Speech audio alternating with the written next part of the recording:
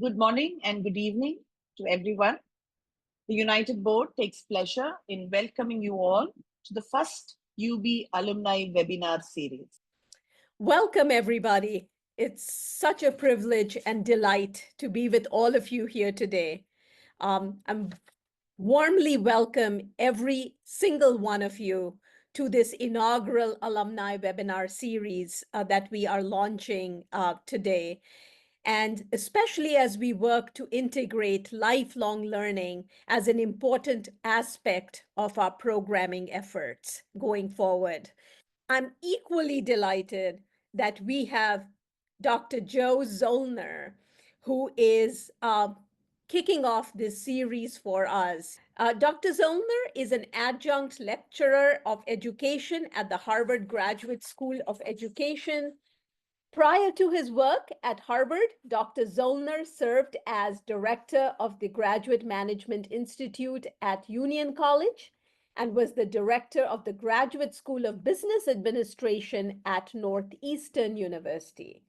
Dr. Zolner received a Doctorate of Education degree in Higher Ed and a Master's of Education degree in Administration, Planning, and Social Policy from Harvard Graduate School of Education, a Master of Public and Private Management degree from the Yale School of Management, and a Bachelor of Science degree from Union College.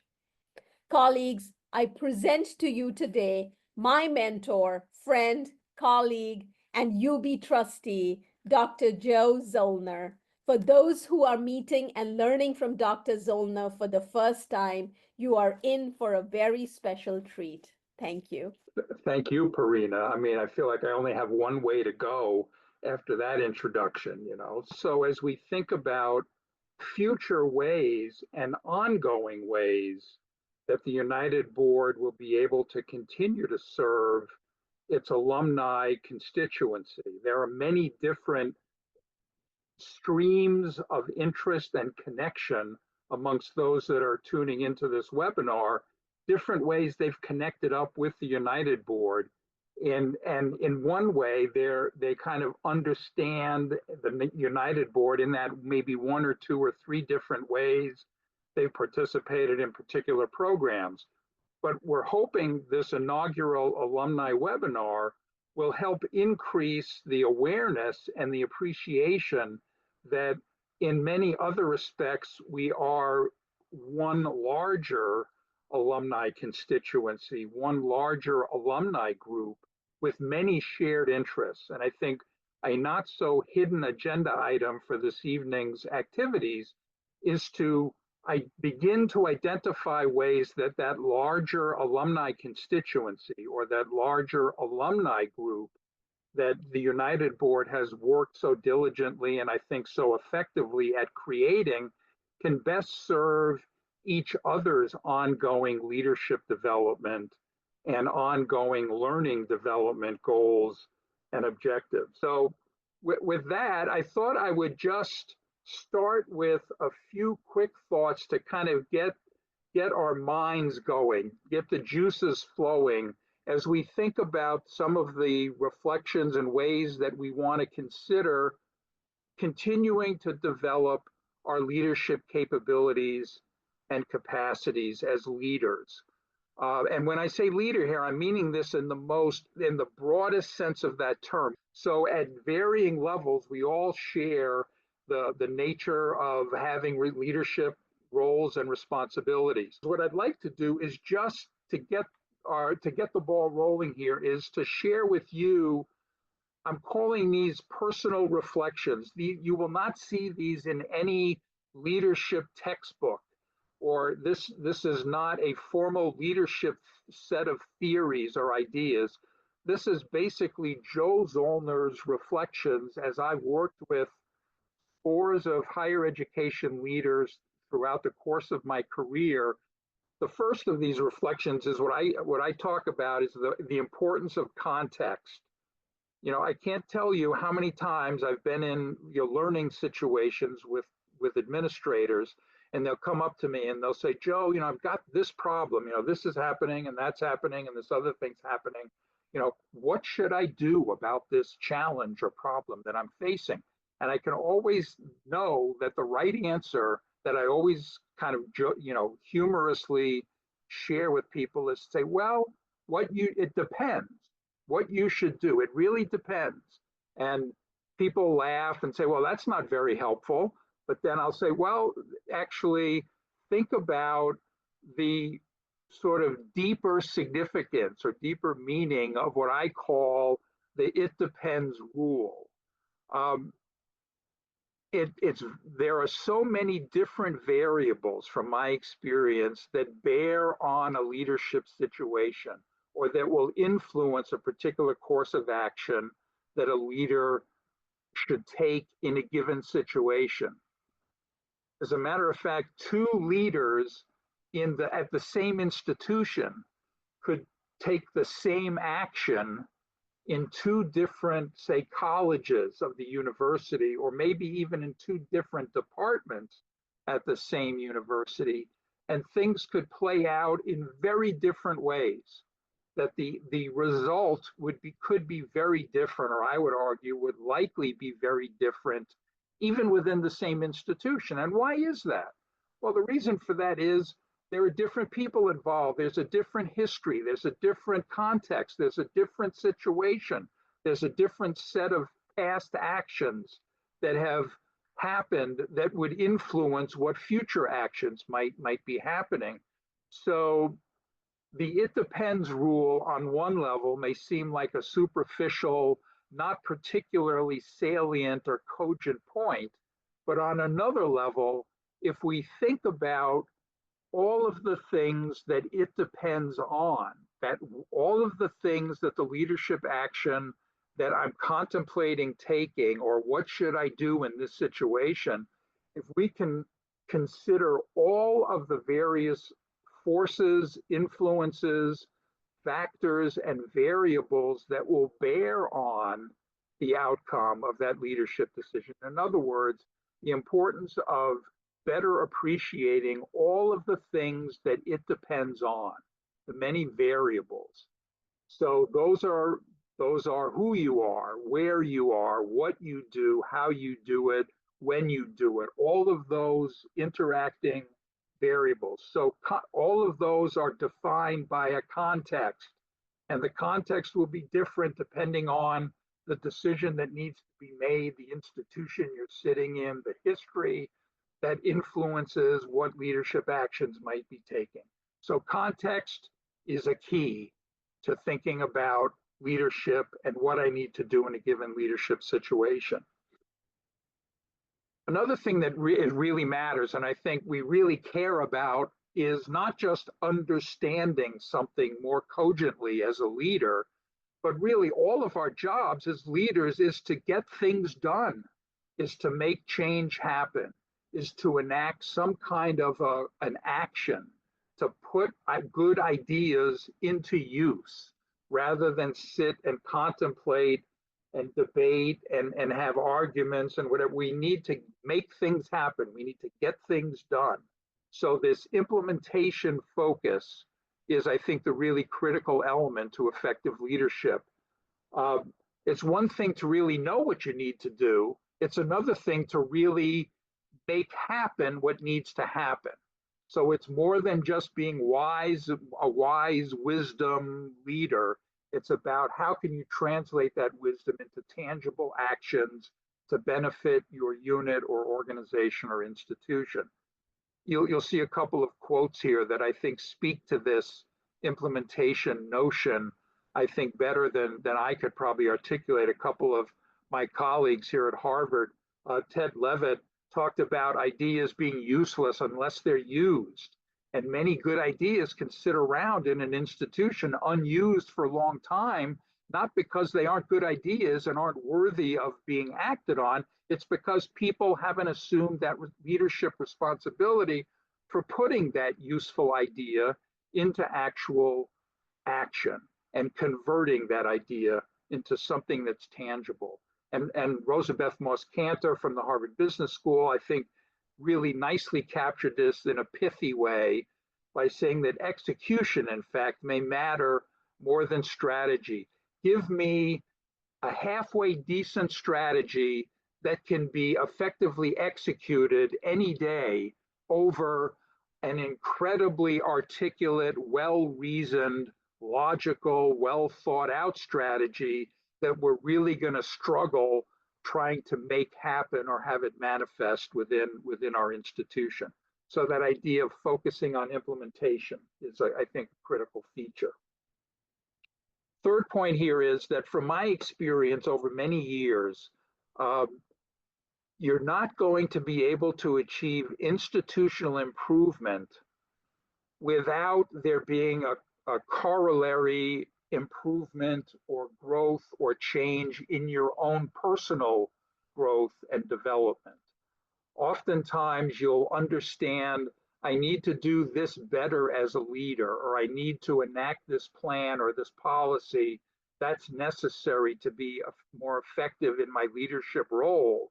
But in order to enact that policy, I need to change something about my own personal leadership style or my own values or my own leadership inclinations.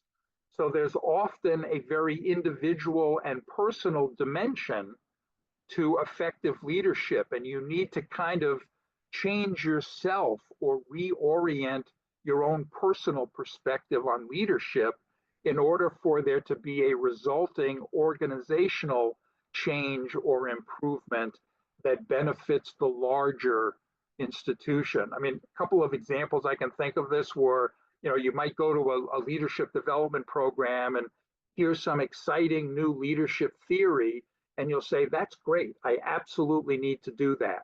I understand that in my mind. I now know there's this 4-step leadership process or whatever you might have learned in the leadership development program.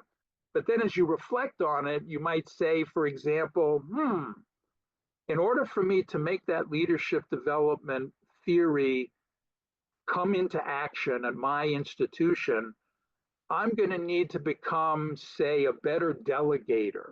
I'm going to need to learn how to let go of more things or trust more of my colleagues to do more of the work, because that's a personal improvement objective that I have. I need to be a better delegator. Or I don't know, maybe another just example that pops into my head is, in order to make my leadership outcome be achievable, I need to become better at giving or receiving more periodic feedback. I tend to think I'm always right, and I need to be more open to critical feedback.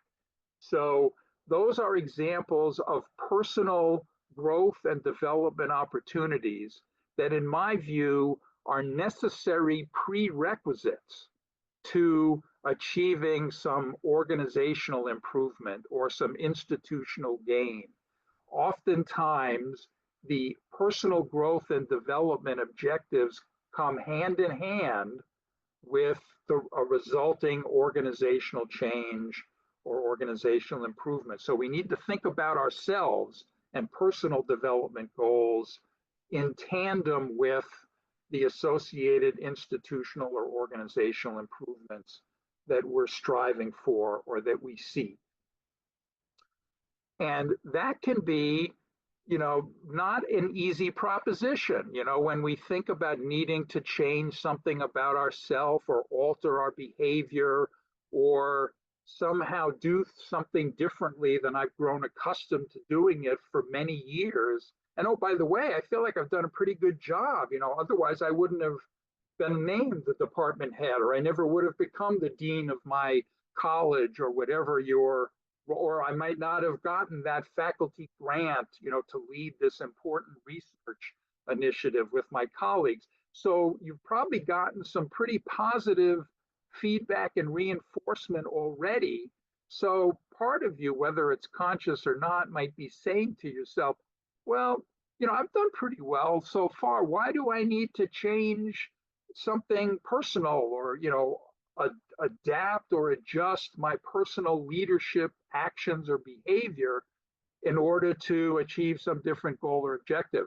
My argument and from my experience over many years, that's exactly the perspective that you should have is you are unlikely to achieve new, innovative institutional outcomes unless you look yourself in the mirror as well and appreciate and better understand the personal changes and improvements that you need to undertake as part of your institutional improvement plan.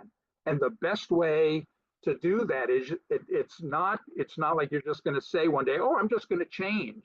I'm just going to change the way I've been leading for the last 5, 10, 15, 20 years.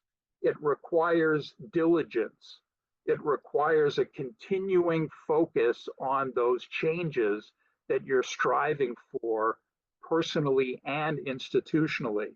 So we must continue to hold our feet to the fire, in the best sense of that phrase, to interrogate our personal strengths, our personal weaknesses, assumptions we make about how the world works, about how organizations work, about what I need to do, and also be mindful of potential blind spots that we may have in our own leadership practice and in the ways that our institution goes about achieving its goals and objectives.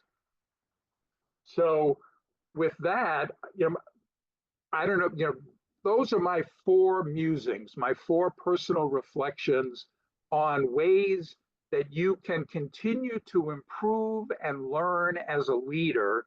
And in the course of doing that, improve your institutional performance, improve the outcomes and the results of what your institution is trying to achieve. How can I share with particularly people above me in the institutional hierarchy, maybe my boss or my boss's boss?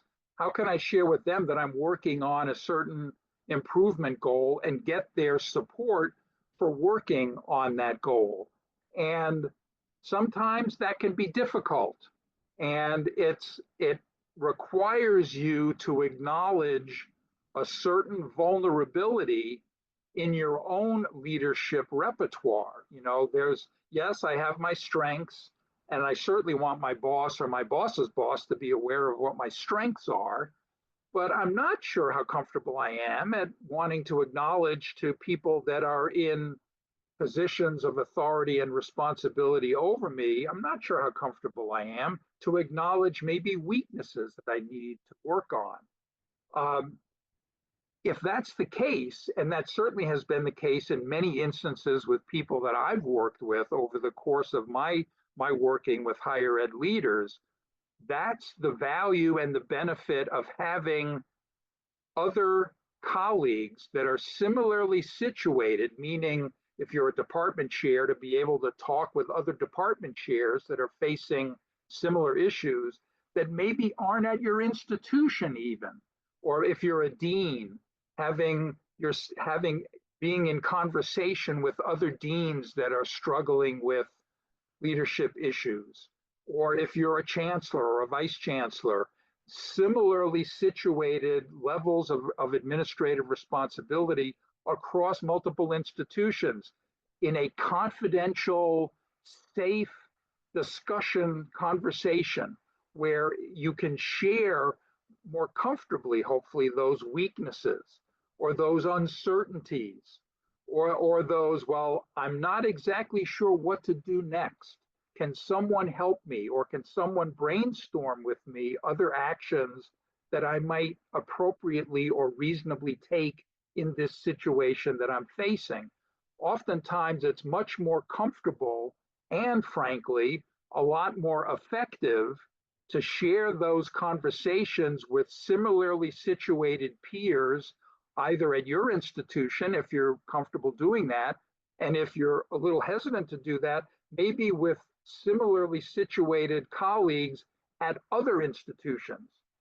And that's one of the ways the United Board might be able to help facilitate ongoing contact and communication with colleagues from other institutions that are sharing similar leadership challenges to you in a confidential, safe space for all of you to learn and acknowledge your weaknesses, what I call the learning edge issues, the things you need to learn more about and are probably not as confident and comfortable in those areas.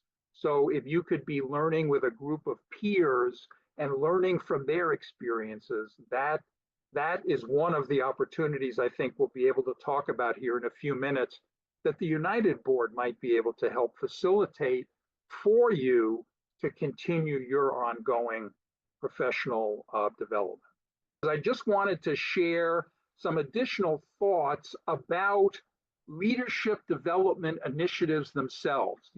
Whether they're leadership development programs or personal consultants or other activities and initiatives that are designed to improve your ongoing exercise of leadership and to make you a continuously improving leader over the course of your professional career. It was a few weeks ago, you'll see at the bottom of this slide the citation for an article that I came across that pointed out some typical or common shortcomings to leadership development initiatives. And I thought they nicely complemented the points that I just shared with you about some of my reflections about the best ways to support and think about your ongoing leadership development journey. So you'll see 4 common shortcomings of leadership development activities or initiatives. The first of these is kind of the corollary to what I mentioned earlier. If context is so important, sometimes, occasionally, leadership development programs will not be as mindful of the importance of context. There'll be a leadership program and they'll say, sign up to learn about the ABCs of leadership. And then they have some fancy acronym, and then it's a pithy set of ideas about leadership, or, the 3 Ps of leadership, principles, priorities, and practices, or whatever the nice pithy sort of acronym will tease out, and you'll feel like you've learned something. Oh, that's interesting. The 3 Ps or the ABCs or the whatever the inspiring acronym might be. But the problem is that acronym or that set of concepts have not been placed within the context of your leadership situation, your challenges, your environment, your culture, your history. So it's important that we have this connection of leadership ideas and how they play out or how they are influenced by the unique challenges or distinctive challenges of the particular context within which you're operating. The second one of these potential shortcomings is what I call here decoupling that reflection. Hopefully if you've gone to a UB program and you said, that was terrific, it made me think about my own weaknesses or my own shortcomings, and I know I need to be, I need to have better work-life balance, and I appreciate that now after I've just participated in this program. Or maybe I really do need to become a better delegator. So you've done some important, meaningful personal reflection, and then you go back to your institutional setting, and there's been no effort in that leadership development experience to couple those personal reflective insights with the realities of the on-the-job situation that you're facing. So the need to link whatever those leadership development learning edge needs are, or those growth areas for you as a leader, to the on-the-job, in the trenches, real world situation. How you can apply those promising concepts to the nitty-gritty of the leadership project situation context that you're in. So a way we can link those 2 things together explicitly and in an ongoing kind of a way. The third thing here is to underestimate the power of what I call here the below the surface, or the hidden thoughts or feelings or assumptions or beliefs or behaviors that you bring to your every leadership situation that you confront. And these are, it's sort of like the old story about, the two fish were swimming by each other, and one fish said to the other fish, "Hey, how do you feel? How do you feel about the water?" And the other fish looks and says, "What's water?" Because they've just so taken for granted, they don't even know what water is anymore as a fish because it's constantly around them. They take it for granted. They're not aware of it. So that would be one of those so-called hidden mindsets, a knee-jerk way that you think about something, a default response in your brain, or leadership means this. And it's not a nuanced, it's not a multifaceted kind of way of thinking about leadership. You default to the way you've always thought about leadership. Good leadership development programs jar you in a good way. They jar you from thinking in that default kind of a way. But that can be difficult work, and you can easily fall back into that default way of thinking about leadership and exercising leadership.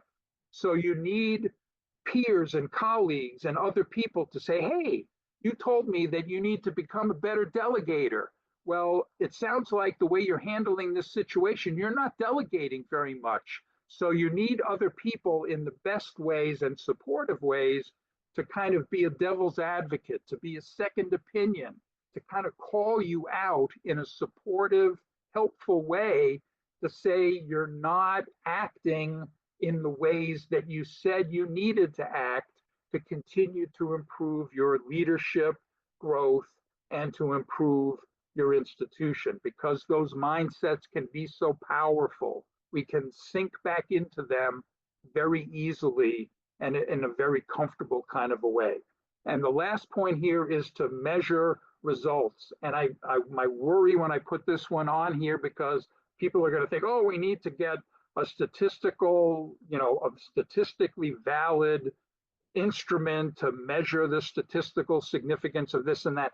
Many of the ideas we're talking about here are very difficult to quantify. They're qualitative indicators, many of them, of leadership effectiveness. But that doesn't mean we can't keep track of them or check in a longitudinal way to say, I'm acting as a leader now in this way. How does that compare to how I was acting as a leader 6 months ago or 12 months ago? Am I thinking and acting differently now, even qualitatively, than I was before? Am I continuing to interrogate myself on that important issue that I said I needed to change about myself or improve about myself? So that kind of measuring, I think, is important and can be just as valid as some sort of fancy schmancy, survey instrument that's been validated and statistically analyzed, et cetera.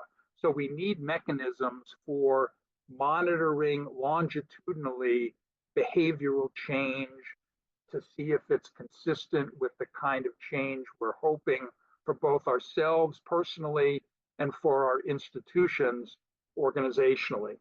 So with that in mind, as I've looked at these 4 areas, I realized that I think the United Board is in a wonderful position to be able to facilitate your continued reflection about and consideration of each of these 4 potential shortcomings to your ongoing leadership growth and development. Organized effectively and done thoughtfully, I think the alumni community that we've collected here virtually this evening, and in an ongoing kind of a way, the United Board can foster and facilitate ways to continue learning that could counteract each of these 4 leadership development shortcomings that I've pointed out here. And at this point, what I'd like to do is see if we could maybe transition over to some thoughts that I know Karina, Anita, and their colleagues at the United Board have been thinking about with respect to ways that the United Board alumni community can be engaged, perhaps ways it could be convened, um, resources, opportunities, support, guidance that the United Board might be able to provide to enable you to avoid these shortcomings in your ongoing leadership development work, but also in ways that reinforce some of those earlier reflections I shared about the way in which I think effective leadership really needs to play out within the context of our ongoing journey. Leadership is a marathon and not a sprint. We're always continuing to learn of new ways of doing things. Contexts are constantly changing, so we need to be similarly adaptable and responsive to different changes in context and circumstances. So I think the United Board is in a really wonderful position to be able to foster and facilitate connection and contact in ways that can help you advance these issues in your ongoing leadership quest. The one thing that struck me before I go on and talk about the overall purpose of this new webinar series that we are thinking of engaging our alumni in is you mentioned execution of strategy and how important it is to actually execute than just build strategy, because you really need execution to make things happen. So when you mentioned that, I just wanted to remind myself as well as thank our team UB, in particular Anita and her support, Jerusha, in making this strategy of the alumni webinar happen. If they had not executed the plan that we had, the strategy that we are developing, we would not all be here together. And again, also, Christian, thank you for always being there for support when it comes to technology. And this is a great example of where you really need not just strategy, because all the planning in the world will not help you if you cannot execute. So thank you to my team for helping execute the strategies that we are planning. So let's talk a little bit about strategy and the purpose of this alumni series that we are developing. United Board at this moment is undergoing, we are undergoing reflection on our past 100 years, the next decade, and all the changes that are happening within, and the disruption that's happening within higher education as a sector. And we are undergoing a strategic planning exercise of our own to highlight our new strategies, things that we need to really focus on for the coming 5 to 10 years. And one of the initiatives that we know that's really important for us is to engage our alumni, is to stay connected with our network, and build that capacity building. So it isn't that we build capacity in the UB Fellows program and then we let you loose, or we build capacity in the Whole Person Education Academy, or all the many other programs that we do, and then we just let you go and say, go ahead and do good in the world. But we actually follow the principle of lifelong learning. So the idea behind this webinar series that we are conducting is to engage with you. That's number one, is to engage with you. And Anita is the point person for the Alumni Network program, and she'll have a lot more to say. But we really are committed to your lifelong journey in leadership. We know that you will grow. This is a growth journey as well as a reflective journey. And as times change, disruptions happen, a different kind of leadership skills is needed. And how do you stay contemporary with what kind of leadership skill is necessary at this juncture in your career or at this particular time? So those are some important things that we want to help support you in.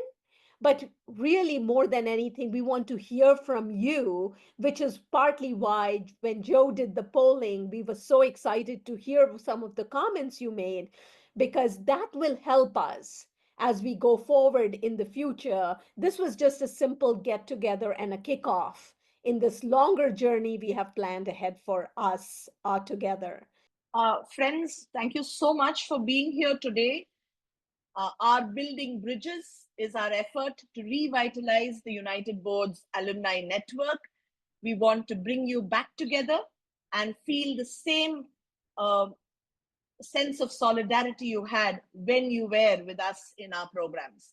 Our objective is to have a strong and engaged alumni network that supports the United Board's mission of whole person education. The initial step has been an alumni database. We look to organize program-wise alumni chapters so that we have the Fellows alumni, the WPA alumni, the ISACT alumni, the faculty grants alumni coming together to reconnect and share memories and experiences and to have new connections. For all of this, we are launching a social media campaign. We will very soon be having in-person alumni reunions, and these will be opportunities for you to meet in person and celebrate the engagements we have. Anything you need, anyone you want to get in touch with, any suggestions and ideas you have, please do get in touch with us.